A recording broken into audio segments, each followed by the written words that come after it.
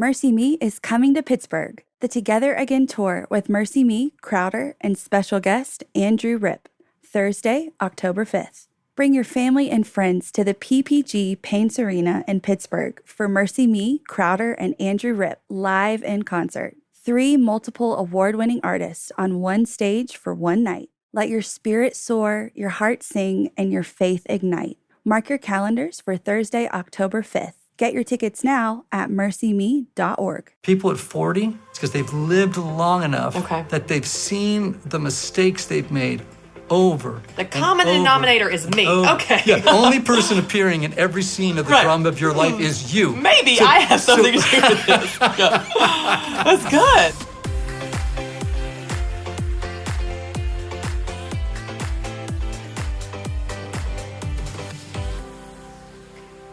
Hey everyone, and welcome to the Christy Wright Show. I'm so excited because today we are talking about how to know where you need to grow. This is going to be a lot of fun, and then I get to sit down with my good friend and best-selling author Cron, where we're going to dig into the Enneagram and how you can actually use the Enneagram to understand your weaknesses and what you need to work on.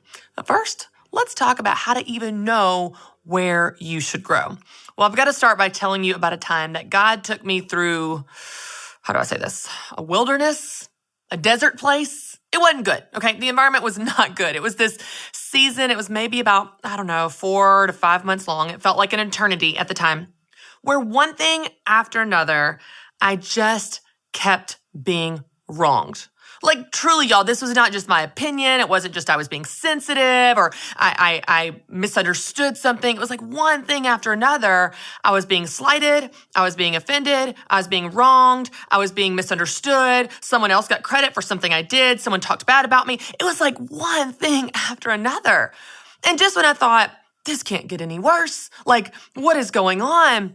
The hits just kept on coming. It was this season of God stripping me of whatever pride, whatever felt like dignity at the time that I had left. And I started to get angry and I started to get frustrated with God going, God, what are you doing? Because you couldn't make this up, y'all. Like it was such a consistent pattern and theme during that season that it had to be on purpose. Like it wasn't a coincidence. God was up to something. It was not a fun something. I didn't enjoy whatever he was up to, but it was definitely on purpose. And I remember one day, as I was praying and frustrated, something had just happened again where I was very clearly wronged, very clearly taken advantage of or misunderstood or something. And I remember crying out to God and saying, God, what are you doing? Like, what is going on? This is happening again and again and again. Like, what is going on? And I remember God spoke to me in that moment. And this may sound crazy to you, but y'all, I felt this gentle whisper of words that I would never think on my own. And here's what I heard in my spirit. Christy, I know that you can stand up and speak up, but can you sit down and shut up? Yeah, God said that to me. Has he ever said that to you? Like, can you shut up? That's a clue. You might have something to work on. God said, I know you can stand up and speak up, but can you sit down and shut up? I know you can fight, but can you take it? Can you turn the other cheek? That's what I want to know. God was doing something in that season for sure. And the biggest takeaway for me from that season was that God was shining a massive spotlight on where I needed to grow. There are attributes of this life that I am really good at. There are callings in scripture to, be an advocate for change and stand up for what's right. And I'm good at those things. But the virtues about gentleness, patience, forgiveness again and again and again, that's hard for a fighter like me. That's my personality, right? God was shining a magnifying glass in that season on the areas that I needed to grow. And I'm not done. I still have growth to do, just like you do. But here's what I've noticed, and I used to do this as well. It's very tempting to use our personality as an excuse for acting a certain way. Well, that's just how God made me. Sorry. I'm just that type of person. That's my personality type. I'm an Enneagram, whatever number. So that's why I act that way. Sorry, that's just how I am. It's just who I am. We use this as an excuse to be a jerk, to misbehave, to mistreat people, to take advantage of people. You might be a free spirit. You say, well, sorry, I'm late all the time. I'm just a free spirit. So crazy, I'm just a free spirit. I don't know how to read a clock. No, you're arrogant because you think your time is more important than the person waiting on you. That's not a free spirit. Or maybe you're just a hot-headed. Anybody like me? Quick-tempered? Sorry, I'm an Enneagram 8, just so angry all the time. Let me tell you something. Having a quick temper is not a sign of your personality. It's a sign of immaturity. It's a lack of self-control. Ouch, does that hurt? It hurts me, but that's the truth. Or maybe you think, I'm just such a giver. I just say yes to everybody all the time. I'm just such a giver. I can't help it. It's my personality. I'm such a giver. But what you do is you say yes to 5,000 things and you only show up for a couple of them. Your word doesn't mean anything. You're dishonest. You're not just a giver, you're dishonest because your yes doesn't mean yes and your no doesn't mean no and your word doesn't mean anything. That's not your personality. That's a deficiency. And you have them and I have them. Whenever we start to look at our blind spots, when we begin to lean into to our weaknesses, to the things that we're not good at, which is not fun, I understand, but when we do that, we open up so many opportunities for growth, to grow in maturity, to grow in wisdom, to grow in our faith, to grow into a person that people want to be around, to grow into a person that people want to make plans with because you're going to be on time. You grow into the type of person where people actually want to be honest with you and give you honest, good feedback that can help you because you're not going to flip out on them in anger. We can grow when we know where we need to grow. And we all have areas to grow in. So I want to give you some specific things that you can do that are going to help you identify what these blind spots are. Okay, these are things I have used in my life, I have used in coaching people, and they're really simple and practical, and you can put them into practice today. Number 1, identify patterns. Look back on your life. Look back on your past. What are some patterns you see? Is there an occurrence that comes up again and again, a problem you run into again and again, a frustration you see happening again and again and again? That's not a coincidence because you know what? The common denominator in all those situations is you. I don't know. Maybe there's something you're doing to contribute to that. If you're in one unhealthy relationship after another, I would argue it's not that person's fault at that point or those people's fault. It's yours because you keep going into unhealthy relationships. So what's going on in you that needs to grow or change or improve to create a better new cycle for a healthy relationship? If you see patterns and you identify this happens again and again and again, you can understand that while it's maybe not all your fault and maybe not all your responsibility, there is a common denominator in those situations, and that is you. That can help you reflect with a new level of objectivity, with a new perspective to say, okay, what am I doing to contribute to this thing happening over and over and over again? That's the first tip to help you identify your blind spots, to identify patterns. The second thing that I want you to do is think about things that offend you. Now, I know this sounds silly, but when you begin to look at things that offend you, things that get you riled up, things that are trigger points for you or hot button issues, we all have them. When you begin to look at that, it actually gives you insight into you. What's going on in you that that's such a big deal? What's going on in you that this thing that doesn't seem to bother anyone else really bothers you?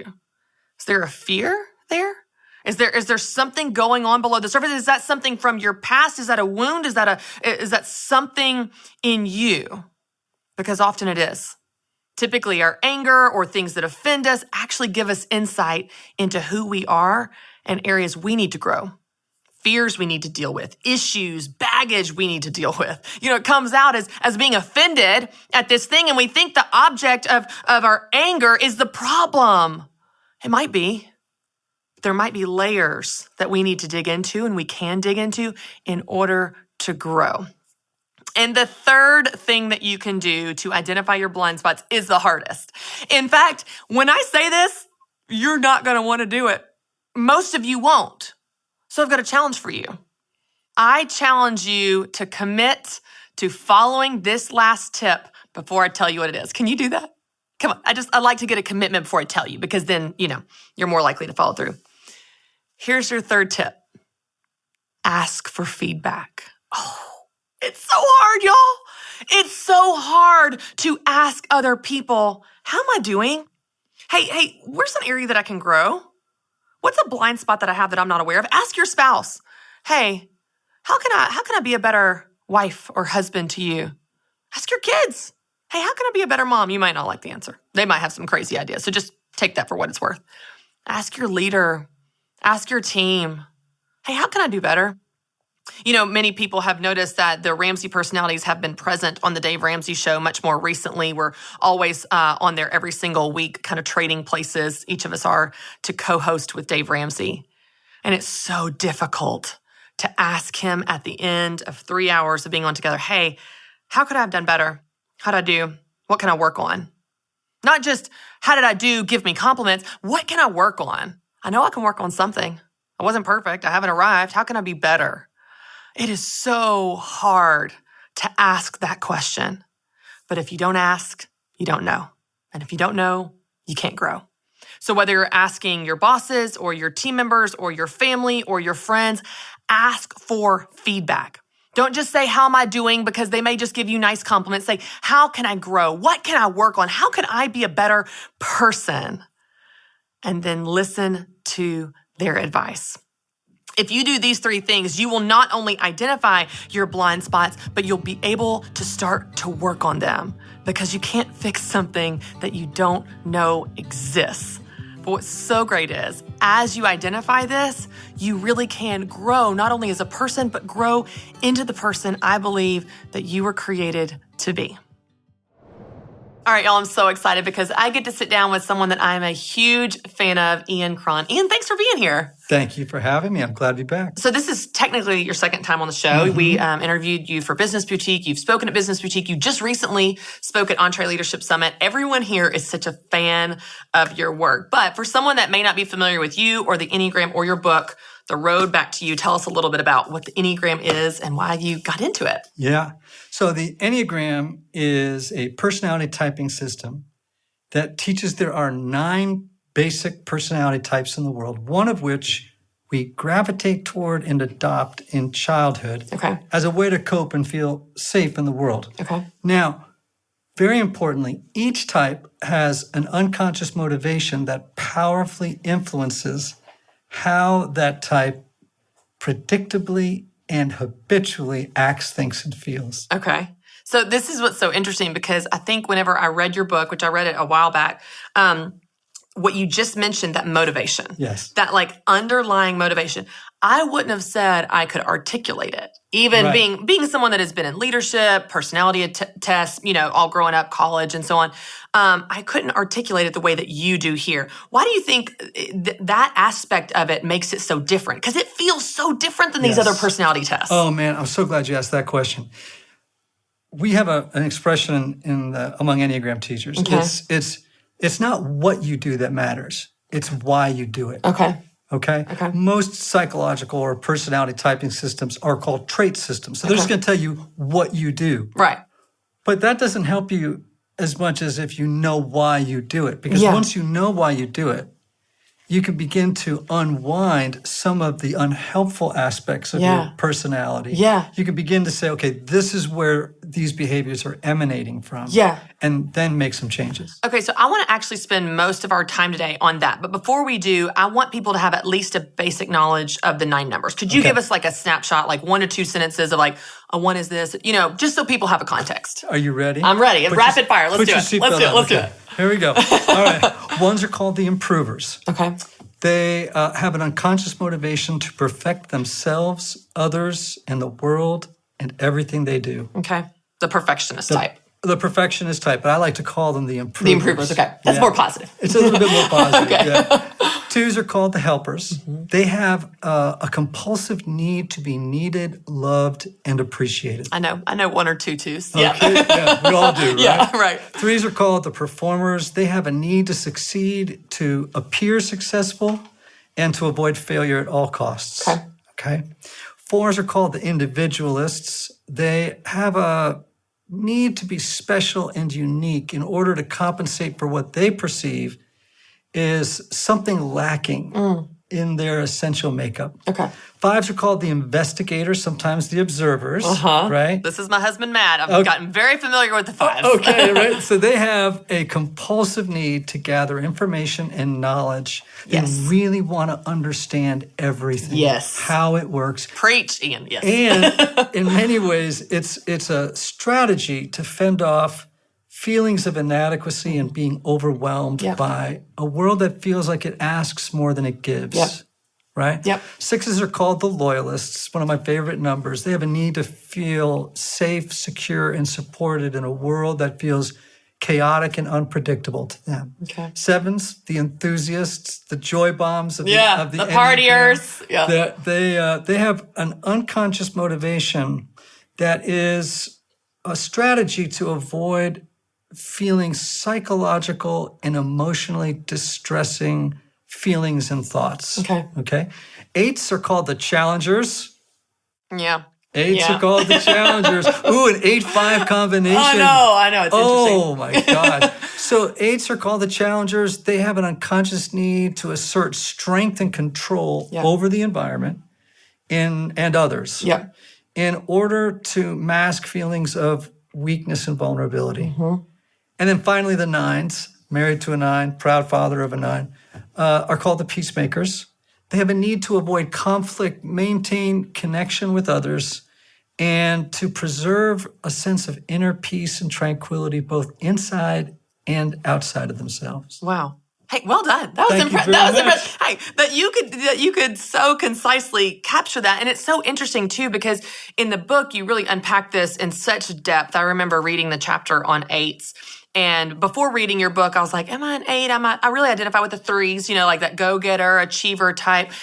But there was a couple lines in the chapter on 8 where it felt like I felt exposed. I felt like you saw me in a way that I didn't even see myself, to be able to describe this internal motivation. And I remember reading a couple different parts, and tears are streaming down my face at feeling so understood. But what's interesting, and you and I have talked about this before, Ian, with the Enneagram, especially in relation to other personality tests, you read other personality test results, and like you said, they tell you what you do. Right. And you're like, yeah, check. That is what I do. That is accurate. I pretty much knew that.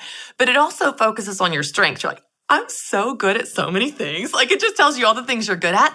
In the Enneagram, you read it and you're kind of like, oh, I feel exposed. I feel seen. And one of the things you unpack in your book is this idea of an unhealthy side and a healthy side, or a healthy version and unhealthy of each number. Yes. We all have this dark side. 8s, for example, in anger, there's such positive ways that 8s can channel that, and for justice and for good and making a difference and bucking the system.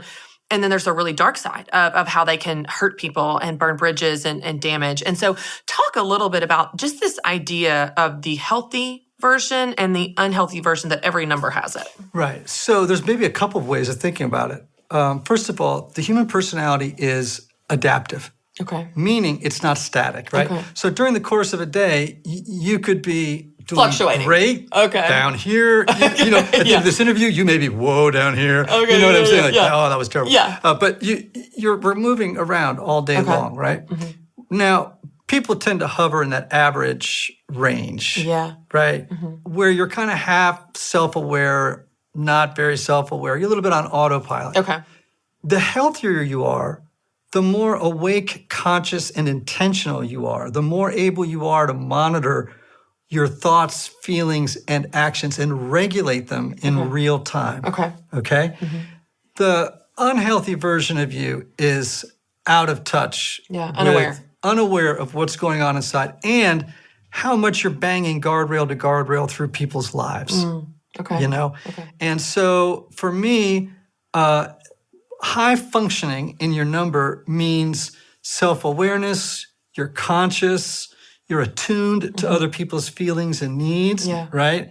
And you're just alert to the world that's around you versus kind of that automaton thing that we can fall into behavior-wise. Yeah, and I think that can be hard to learn about, to even open your mind to we talk about identifying blind spots. We all have them. We all have the blind spots. But as we grow in maturity and grow in health and self-awareness, it's opening your mind up to what are my blind spots, asking, getting feedback so that you can be aware, because awareness is the first step, but then so you can grow in that area. So how would you encourage someone that is kind of scared of their blind spots? They're like, I don't know that I want to know, like this is hard to hear the dark side of ourselves. How would you encourage someone to lean into that for the results and the benefits like you talk about? Yeah. Well, what you don't know can and will hurt you. Yeah, that's good. Right? Yeah. Like ignorance is bliss until it becomes about self-awareness. Yeah. Right? We really want to be people that are not only aware. I mean, who doesn't want to take a test called StrengthsFinder? Right, yeah. Do you know what I'm saying? Tell It's me like, what I'm good whoa, at. Yeah. I can't wait, right? Yeah. It's a great test. The downside is for a lot of these other instruments is they also don't tell you what the downside of your personality style is, right? Where the shadows are, right? Or even why you might be doing those things like you paint, put the picture of. Yes, exactly. People who resist going into their shadow and owning their problematic darkness, or whatever word we want to use, risk living shallow lives. They make dumb decisions. They take the wrong jobs. Yeah. They marry the wrong people. Yeah. You know what I mean? Yeah. I just give you a long list of what happens when people don't address their blind spots. Right, yeah, right. Because a blind spot operates outside of our conscious awareness, that means it has freedom to do whatever it wants in your life and to direct you in any way it wants to direct you without your knowledge. Yeah. So the more blind spots you can get into the light, the less power they have to undo you on a daily basis. That's good. The more control you have. Yes. I like that. Whenever in your book, in each chapter, as you go through the different numbers, you list famous people, that are that number. And you read that list of famous people and you're like, oh, some of those people I would want to be like, and some of those people I would not want to be like. Right. You're like, healthy, unhealthy. Yep, I can see exactly what you're talking about. You bet. I want to unpack this idea of growth, because I think that some people, and I want to hear your thoughts on this, Ian. I don't know that we've ever talked about this before. Some people, especially with Enneagram's popularity, picking up, it's becoming more widespread, so much, and thanks to your work, they use it as an excuse. Yes. Well, I'm just an 8. Sorry. Or I'm just a 2, or I'm just a fill in the blank. This is how I am. Yeah. And they use that as an excuse to misbehave or mistreat people. Speak a little bit about our opportunity to grow in our number, but also our responsibility to. Yeah, our obligation to grow. Yeah. It's interesting. Again, I love Myers-Briggs, DISC, StrengthsFinder, Kolbe, Hogan. I can go through all whole the list. things. Yeah. Anything that helps you grow in self-awareness, I'm really grateful for. One of the things they don't do, though, is provide transformational growth paths. Like, what do I do with this information to spiritually and emotionally and psychologically develop into the highest expression of myself, right? Yeah. So the Enneagram provides that path, right? There's a lot of wisdom in it, right? So for you as an 8, for example, right away I would say part of your journey in terms of transformation is to stop confusing vulnerability with weakness.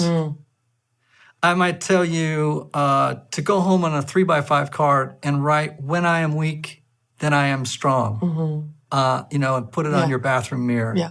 It's funny you even bringing that up, the idea of vulnerability, because it's like my worst fear. It's like being I love what you wrote in your book. 8s don't need to be in control, but they don't want to be controlled. Exactly. So I was talking just this weekend, some friends and I were together. There's a perfect example of what you're saying. And we were talking about, my husband and I have been married 8 years, and we dated for about a year before we got engaged. That year was very hard for me because we were very serious early on. We knew we wanted to get married, but Matt wanted to date a year. He's a 5. He's like, he has certain, plans and everything. And in my mind, people would ask me, well, when are you getting engaged? Well, I can't control when I get engaged. My husband's going to propose to me. We're kind of, old fashioned. And so it felt so vulnerable. That year felt so vulnerable waiting on someone to propose. It was very hard. Yes. It was very hard to sit in this place of something I desired, Matt, marriage, that I could not control. That's just a perfect, I was just talking about this weekend. I was like, it's painful, but for all of it, regardless of your number, there are going to be things that for you are painful or difficult that stretch you, but that's where you grow. That's what you're saying, right? Yeah, well, I've never, ever heard of transformation taking place apart from some degree of discomfort, if not pain. Right. Like I changed. It was so easy and fun. Like Yeah, that never happens. I rarely hear that. Yeah. Because the human beings don't want to burn calories. Yeah. Evolution right. We says talk about that. Don't burn unnecessary calories. Right. So don't go on, we normally what sends us off on a path of transformation is we're experiencing something that we no longer want to expend calories on. We really want to move toward a new place in our lives that is a fuller expression, a more accurate, a more true expression of who we are. But that doesn't come easily or without some work. Yeah.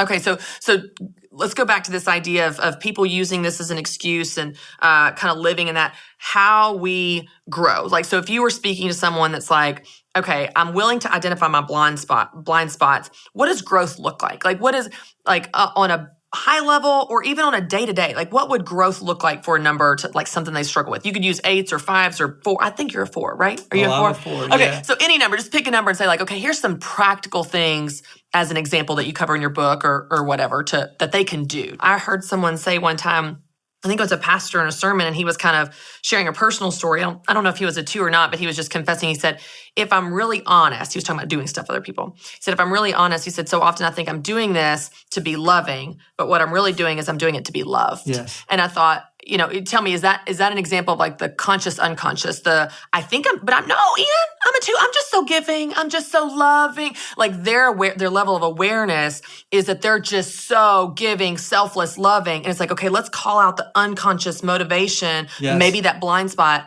you're actually doing it to be loved. Yes, sometimes. Yeah. When you're not aware, you're not altruistically giving. In other words, giving in a way that there's no strings attached. Right. That's an unhealthy too. And that's when they're on autopilot, lacking self-awareness, lacking knowledge of their blind spots, right? Right. They have what we call the idealized self, which is, I'm just a caring person. Right. I'm just so giving. Yeah. A 1 might say, I'm just trying to improve people. Right. Yeah. Right? I'm not bossy. I'm helpful. Yeah. Right. The 3 says, I'm successful. Yeah. On and on and on. Right. So those are justifications. That really reveals just how little you know about what may be driving behaviors underneath the surface. Yeah. But when you get a handle on it, at first, you feel a little humiliated. Yes. Right? You Especially as an 8, you're like, 2's come I'm up. the worst of all, apparently. No, it's but like every number feels that way when they discover it. Yeah. Every number goes, in fact, I always say, when you hear me describing a type and you start to feel kind of like you want to bend in on yourself or hide somewhere, chances are I'm in the neighborhood of your type. Yeah.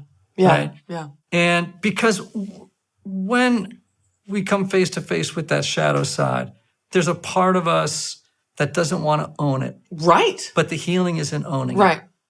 It's almost like this self-preservation defense of like, I don't want to hear that. I don't want to face it. Right. Like people with their money, they're like, I don't want to look at my debts because I just don't want to face it. It's like almost like it'll disappear if we ignore it. But then what happens is you have these repetitions in life. So the older you get, right? In some ways, when I teach the Enneagram, any age can get, let's say 20 plus, let's say. Yeah. But people at 40, 45, that age, they start to really nod their heads because they've lived long enough that they've seen the mistakes they've made over. The common denominator is me. Okay. Yeah, the only person appearing in every scene of the drama of your life is you. Maybe I have something to do with this. That's good. That's interesting. True. Okay. So I'm curious with, and I bring this up about 8s because I'm most familiar with that since that's my number. But you mentioned in your book, you said not all 8s, but there is a pattern with 8s that many of them have a trauma or something in their childhood that kind of taught them they couldn't trust others, they couldn't be vulnerable, they lost their innocence. Are there any other patterns, not necessarily trauma related, but are there any other patterns with any of the other numbers of like, they all had a similar type of childhood or they all had a similar type of fear or, anything where you're seeing, are there gender, like more women are this or more men are this? Are there any other patterns that relate to the numbers? Yeah, so all of us are recovering children. Yeah. Right? We're born into a broken world. We're all recovering children. All of us experience trauma, capital T or little t. Okay. Right? I mean, just being born is traumatic. You know what I mean? It's like, hello. Yeah. Right? And so, there are patterns because children all experience one of 3 or a combination of 3 things. Okay. abandonment, neglect, or what's called overwhelmment. Just being overwhelmed. Okay. So your husband's a 5. Yep. Probably experienced some degree of overwhelmment, which then drove him way up into his mind, Yeah. To a very safe place in the mind, right? Yeah. And so we adapt strategies to cope with those experiences, right? So I think although everybody's story is unique, there are patterns that we see in each of the types. For example, a 1 improver often comes from a family where maybe there was not a responsible parent and they had to step in and be the organized, disciplined, conscientious, hyper-responsible And you can connect those one. dots and see how that came to life, in their personality. Or they grew up with a parent that was a perfectionist and communicated to them that unless They learned that. they learned it, what they learned was I can't make mistakes or I'm going to pay a price for it, right? And of course, every story is unique. I always tell people, don't expect your story to fit one of the patterns perfectly, but some variant of the story remains the same. We all experience trauma and in different ways. But there are these 9 stories that keep coming up over and over and over again in the human population that should tell us something about the nature of who we are and what we've come through. Yeah, it's fascinating, the depth and breadth of it, how different and unique it really is. I have one more question, then I want to talk about your assessment. I've heard a lot of people say, in talking about the Enneagram, because, anybody that's into it is so into it, and they're into it because they talk about it, because they're so excited about it, which is it just shows what a nerve it's hitting in people. But I'll hear people say a lot of times, I don't know if I'm this or this. It's like there's 2 that they identify with. Yep. I remember you did a podcast, I think, with Jen Hatmaker, and y'all went back and forth on 3 or 8, and you're like, I'm reading some headlines. She's like, no, I'm a 3. And so, but I think there's a lot of people that there might be a couple that they kind of feel in limbo. Do you have any kind of advice for how to, a question or a litmus test of how to discern what is the main one, if there is one, or what that looks like? So it's very important for people to know you contain all 9 types. Okay, that's good. You are all 9 types. You have one type that is dominant. Okay. So I would say, if I were to be technical, I'd say, my friend Christy is a dominant 8 with a 7 wing or a 9 wing, or whatever your wing is. So it just means it's your default. Yeah. It's like that's where you click in. Lean the most. Right? Most often. All right? That's why it's so important to know the unconscious motivations. If you're confused between here's a very, if not the most common misidentification, 9s and 2s. Oh, okay. Okay? Well, the unconscious motivation here is a need to be needed, right? Maintain connection, right? Or to be loved and appreciated. This unconscious motivation is to avoid conflict at all costs, maintain connection, internal tranquility. Which one of those unconscious motivations do you most relate to? Okay, the stronger pull for you. Yeah, which one pulls you the closest? Because even though the behaviors above the waterline can look kind of similar, right, the motivations are very, very different. Yeah. It's like you said when we started, it's why you do it. Exactly. Go find out why you're doing it. Read the unconscious motivations, and that's how you'll nail your type. It's always funny to me, too, because even when you talk about the wings, and you go into this in depth in your book, but it's like you have some numbers that are side by side where someone could have that wing, and it's almost like they seem in competition with each other. A 9 being a peacemaker has an 8 wing that's like loves conflict. We're connecting. Or you have a 5 wing 4 where the 5 is like, not as many feelings, and the 4 is like, all the feelings. It's just funny how. Or a 3 and a 4. Yeah. Right? You have a 3 that's very image conscious and a 4 that's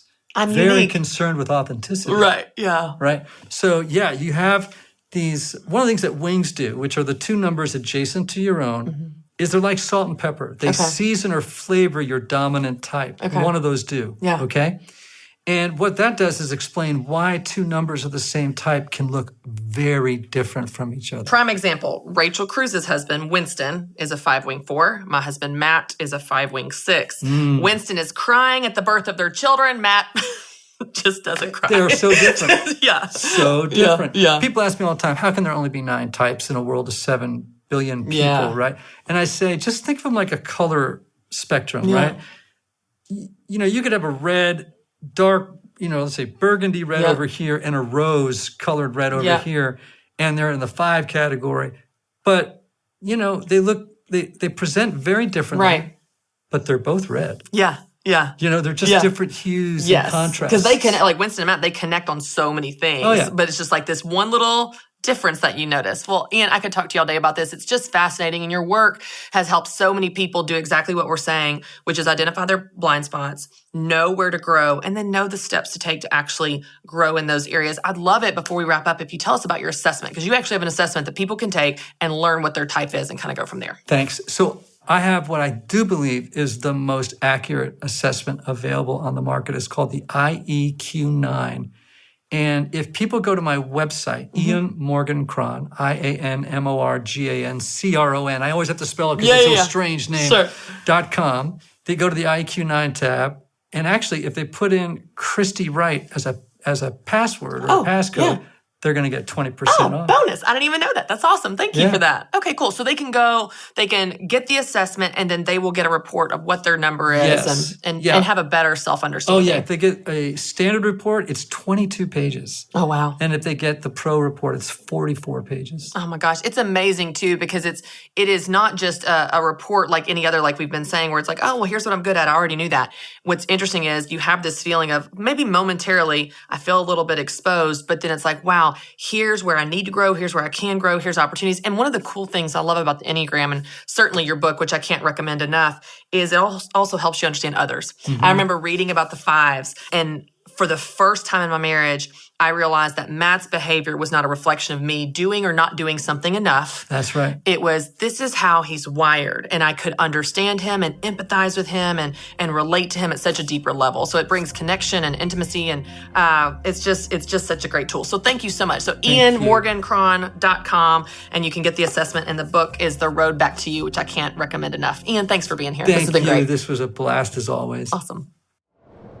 All right, y'all, I want to share a verse with you from James. And I love this verse. I have looked to it many times whenever I've gone through difficult seasons, as we've talked about, but I want to share it with you today. This is James 1:2-4. Consider it pure joy, my brothers, whenever you face trials of many kinds, because you know that the testing of your faith develops perseverance. Perseverance must finish its work so that you may be mature and complete, not lacking anything.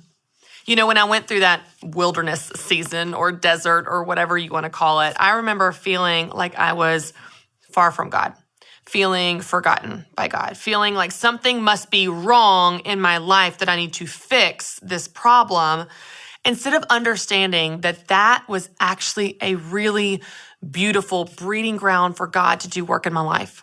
For God to strip me of pride I didn't even know that I had, to cultivate these other qualities of humility and gentleness and forgiveness and being willing to sit down and turn the other cheek and learn how to do that, even though it didn't come naturally to me. So I don't know where you are today. I don't know if you're in a season of feeling like everything is wrong and you're just looking for the emergency exit. You're trying to fix the problem so you don't have to deal with this anymore. If you're feeling like that, I hear you, and I've been there. But I also want to encourage you that something might be happening right now, right in the valley, that is going to produce fruit in your life that you cannot see right now. You might be closer to God than you ever imagined, even if you don't feel like it. And I love how these words in James reminds us, the testing of your faith develops perseverance. But that's not the good news. Perseverance, when it finishes its work, you are mature and complete and not lacking anything. I want to be mature. I want to be complete, not lacking anything. And I know that you do too. It's hard to remember that when you're in the wilderness, when you're in the valley. But there are things that God is doing right now in this place that he couldn't do any other way. So I want to give you some journal questions to think about and reflect on, regardless of what season of life you might be in. We all have an opportunity to grow. So let's go ahead and think about how we can apply this to your life. The first question is this. As I've been talking about blind spots and as I've been talking about where we need to grow, what comes to mind for you? Maybe it was immediate. Maybe you need to pause and pray and ask God to reveal it to you. But what do you think the areas of your life are that you need to grow? What are your weaknesses? What are your blind spots? Write down what comes to mind.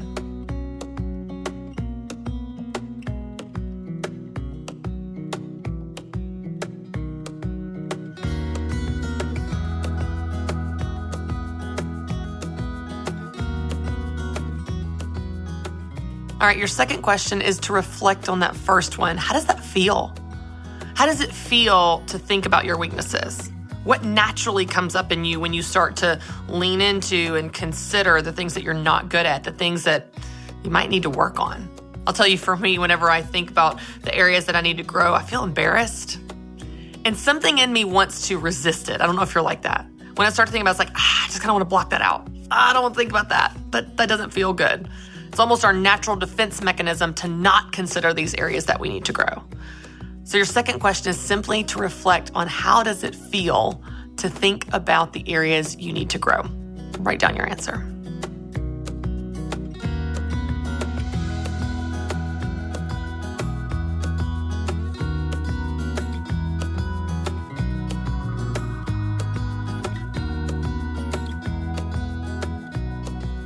And your third question is super practical. What are you going to do about it? Now that you've identified where you need to grow and reflected on how it feels, even if it's not fun, but you know you need to, what are you going to do about it? Be careful when you pray for God to help you in one area of your life, like humility, because He will put you in situations you don't want to be in as you cultivate that, to give you opportunities to cultivate humility. But this is an opportunity for you to respond, for you to put this into practice. You've thought about where you need to grow. You've identified your blind spots. So what's next? Your third question is, what are you going to do about it?